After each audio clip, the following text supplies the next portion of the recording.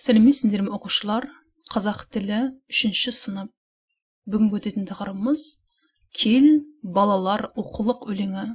Ыбырай Алтынсариннің Кел балалар оқулық өлеңімен танысамыз. Сабақтың мақсатымен таныс болайық. Кел балалар оқулық өлеңі. Өткен сабақта біз Ыбырай Алтынсарин туралы мәлімет алған болатынбыз балалар. Суретке мұқият қарайық. Бұл Қостанайдағы Ыбырай Алтынсариннің ескерткіші. Жалпы Ыбырай Алтынсарин кім деген сұраққа жауап берейік. Алған мәліметтерімізді қорытындылаймыз, қайталаймыз. Ыбырай Алтынсарин кім? Ыбырай Алтынсарин қазақ балалар әдебиетінің негізін салушы. Ыбырай Алтынсарин основоположник казахской детской литературы. Ыбырай Алтынсарин балаларға арнап көп әңгіме жазды. Он написал много рассказов для детей. Қазақ даласына жаңалық әкелді. Принес новости в казахской степи. Мектеп ашты. Открыл школу. Ыбырай Алтынсарин тұңғыш ұстаз. Первый учитель. Дара тұлға. Личность. Жазушы. Писатель. Енді балалар, мына сілтемеге арқылы YouTube каналға өтіп, бейне жазбаны тамашалаймыз.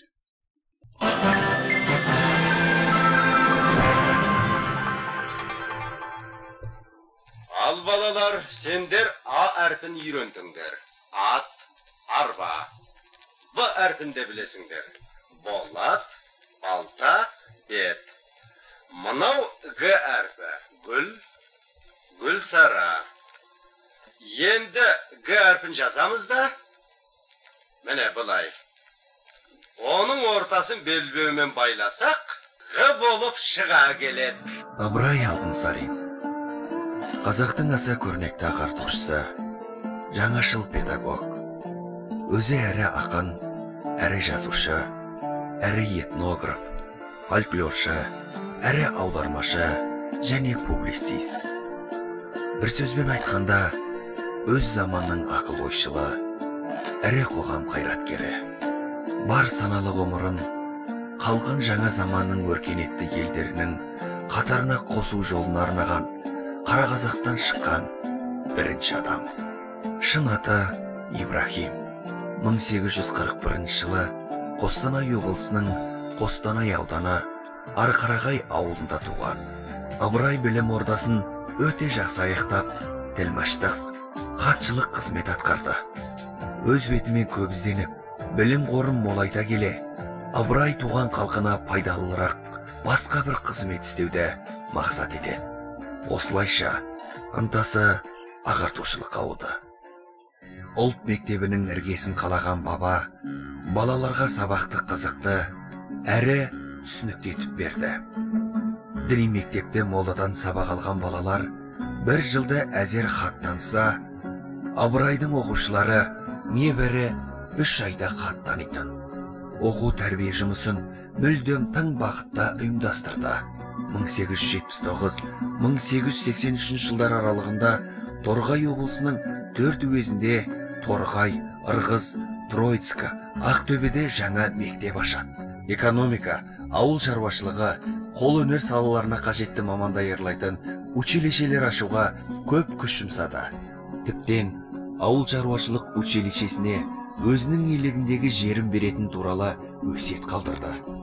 Ал Ыбырайдың қазақ қыздар үшін Торғайда, Қостанайда, Қарабұтақта, Ақтөбеде мектеп-интернат ашқызуының тарихи мәні тіптен ерекше. Ыбырай өмірінің екінші бір қыры жазушылық, қаламгерлік. Ол балалар әдебиетінің атасы. Сонымен қатар, таза қазақ тілінде қолжазба газетінің бір нөмірін дайындаған. Тұңғыш оқулық шығарған адам да осы Ыбырай Алтынсарин. Ол ағартушы орыс зиялылары арасында беделді, сыйлы болған. Толстойдың әңгімелерін аударды. Белгілі шығыстанушы ғалым профессор Григорьевпен, Ильминскиймен, Катринскиймен достасқан. Ыбырай өзі таңдаған жолдан сан алуан кедергі мен қиындықты жеңе отырып, үлкен жетістікке қол жеткізді. Осылайша туған халқының мақтан тұтқан ардақтысына айналды. Топырақ бұйырған жерде, осы өңірде Тобыл өзенінің жағасы.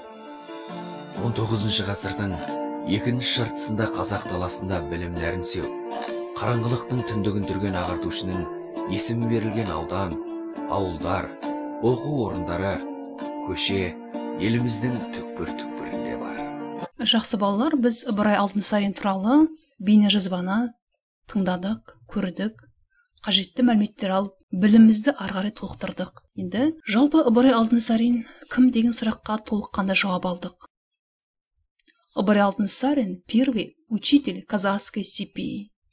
Литературное наследие Ыбырая Алтынсарина включает в себя переводы, стихотворения, рассказы, басни, этнографические очерки и казахские сказки, записанные и обработанные им.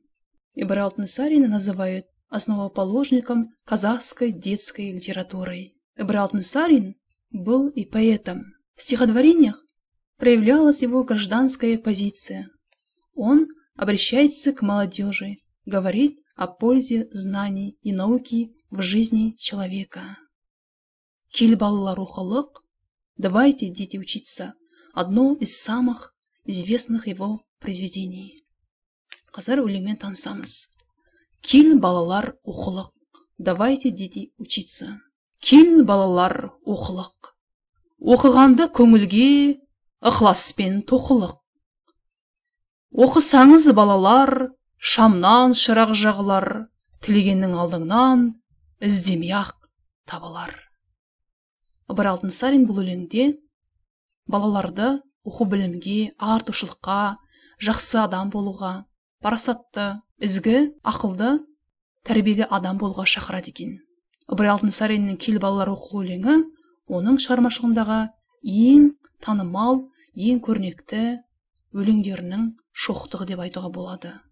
Кел балалар оқылық – одно из самых известных его произведений. Жақсы балалар, жазылым тапсырмасына кезек берейік. Қажетті қосымшаларды қойып жазамыз. Добавляем нужное окончание.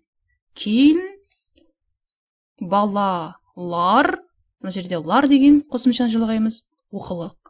Осы тәртіп бойынша сөйлемдерді толықтырамыз. Айтылым тапсырмасы. Балалар, суретке назар аударайық. Суретте не көріп тұрмыз? Это устное задание. Сурет бойынша мәтін құра. Есте сақтайық мәліметтерді. Мен Кел балалар оқылық өлеңін жаттадым. Ыбырай Алтынсарин бұл өлеңде балаларды оқуға шақырған. Ендеше балалар, Ыбырай Алтынсариннің Кел балалар оқылық өлеңін бірнеше мәрте қайталап оқиық. Ақынның шығармасындағы негізгі ойды, идеяны түсініп, оқу білімге, білім ғылымға, парасаттылыққа қадам жасайық. Ендеше сабағымыз аяқталды. Сау болыңдар балалар.